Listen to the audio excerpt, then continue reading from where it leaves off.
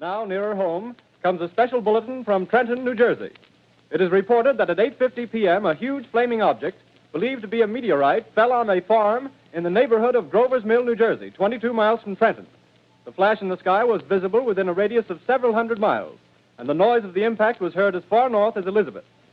We have dispatched a special mobile unit to the scene. We're here in Grover's Mill, New Jersey with Bill Burns. Bill, what are we doing here?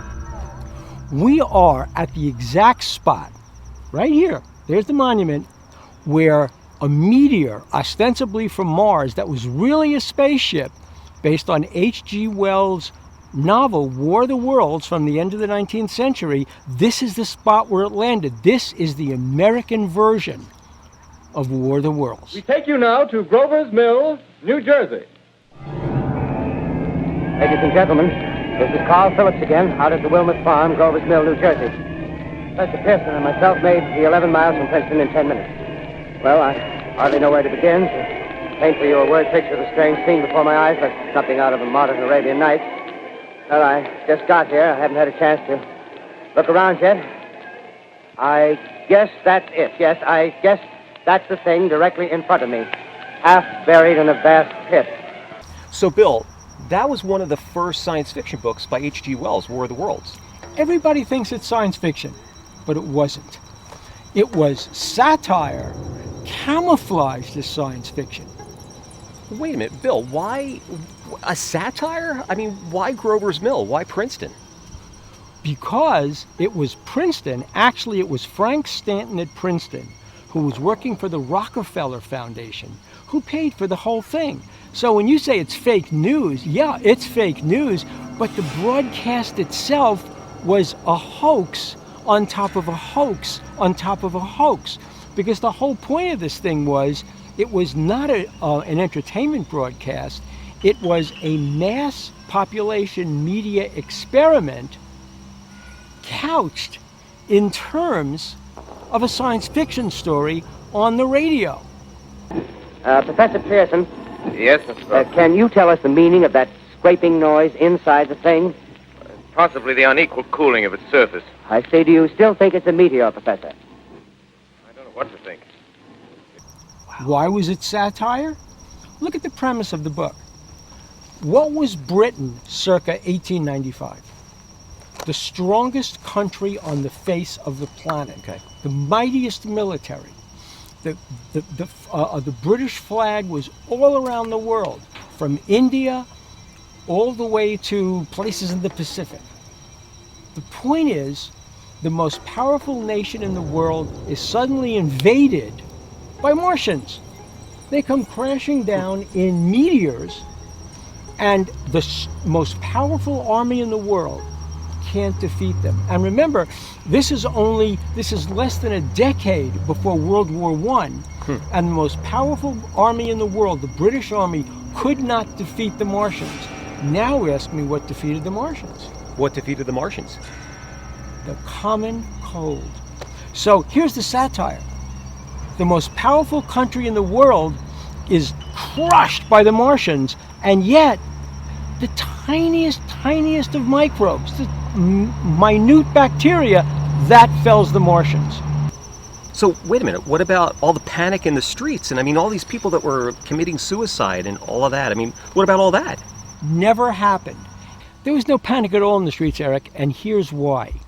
Because for Frank Stanton and for the Rockefeller Foundation funded group that was supporting this Mercury Theater of the Air, there had to be panic. And I'll tell you why. Because the whole thing was an experiment in how do you move mass media? How do you move mass populations with information? And you might ask, why? Why would you even go down that road? Why would the Rockefeller Foundation go down that road?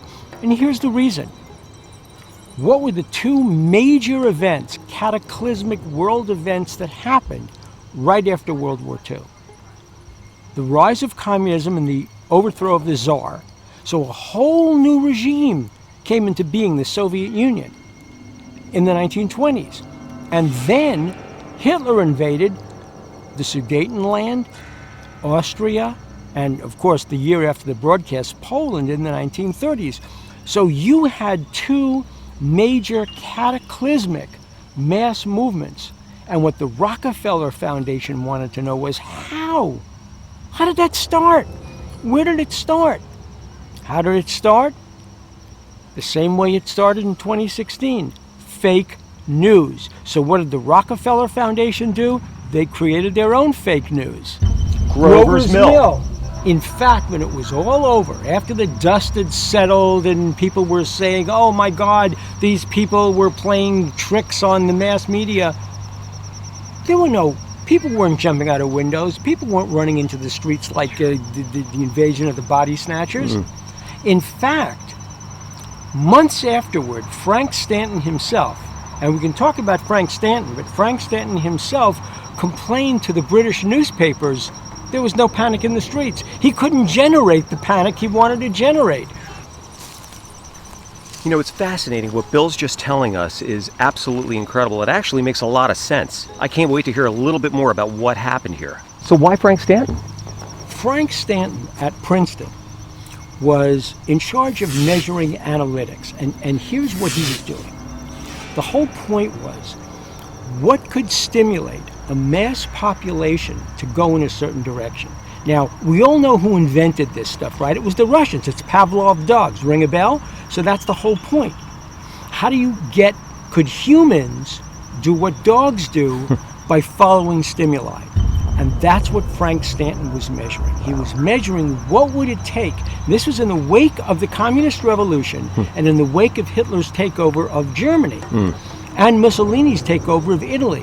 What did it take to get people so fundamentally unable to run a country to the head of those countries to make a war that by 1945 had the potential of wiping out a planet? What was it? Well, back in 1938, nobody knew. So how do you measure it? You test it. You create the one thing that would drive people crazy. Not the Nazis, not the commies, not the fascists, the Martians. And the point was that Martians were invading. Even though the whole broadcast was announced every 15 minutes, this was entertainment, not news, didn't matter. What would people do in the face of a Martian threat? How do you measure it? How do you analyze it? How do you cope with it? How do you deal with it? How do you remediate it? That was Frank Stanton. And guess where Frank Stanton went after he did this? I don't know. Frank Stanton became the media analytics guy at CBS, and ultimately he ran CBS television.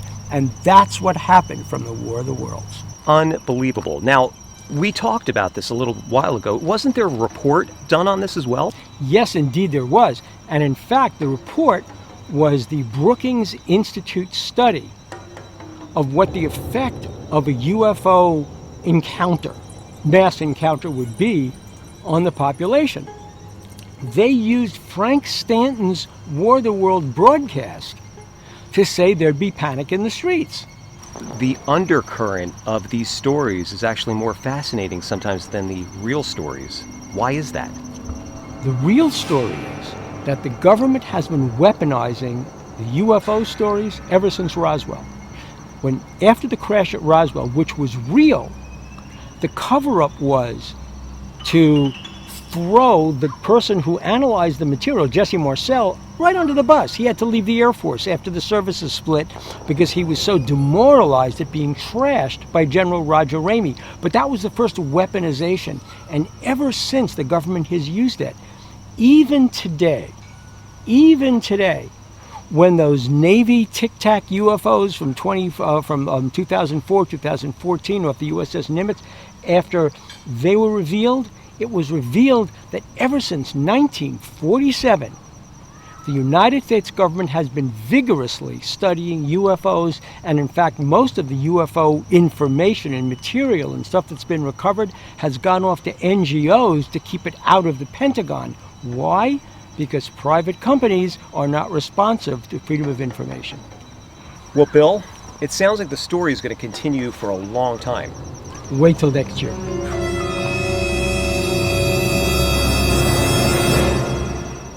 Estimated in the last 2 hours, 3 million people have moved out along the roads to the north, Hutchison River Parkway still kept open for motor traffic. Avoid bridges to Long Island hopelessly jammed. All communication with Jersey Shore closed 10 minutes ago. No more defenses. Our army is wiped out.